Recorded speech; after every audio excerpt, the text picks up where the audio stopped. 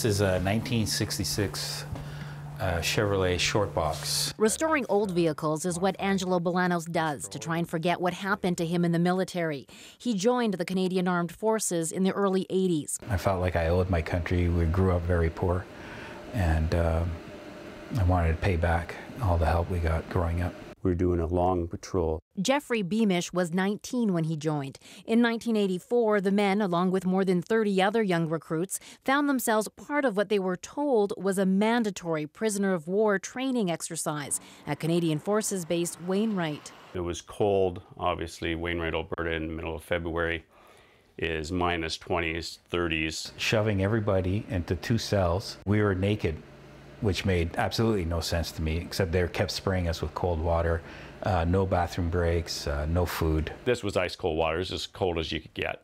Again, the windows are open, and you would be absolutely freezing. The smells of urine and feces getting mixed in to the water. They also played some Led Zeppelin song over and over and over again. There's no training involved. It was just pure torture for no reason. I really felt like I was done. I was going to die. After years of therapy for depression and PTSD, Jeffrey Beamish filed a complaint with the military 2 years ago. There is no question in my mind that they tortured me and tortured my fellows. We don't want to damage soldiers. We want to train them. We want to toughen them up. But there's a line over which you cannot cross. Military sources tell Go Public they've never heard of this kind of training.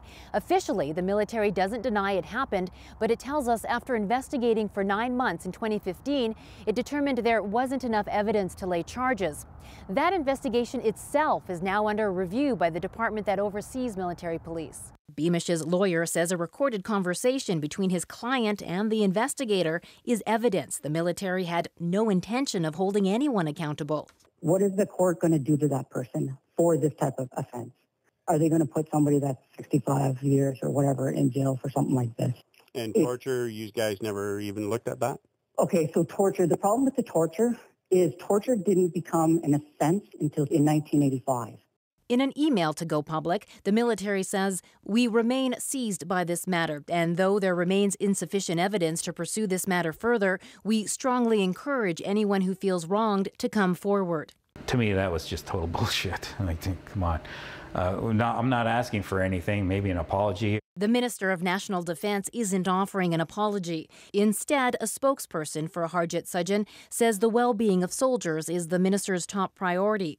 But because of the ongoing review, the ministry won't be commenting further. Rosa Marcatelli, CBC News, Calgary.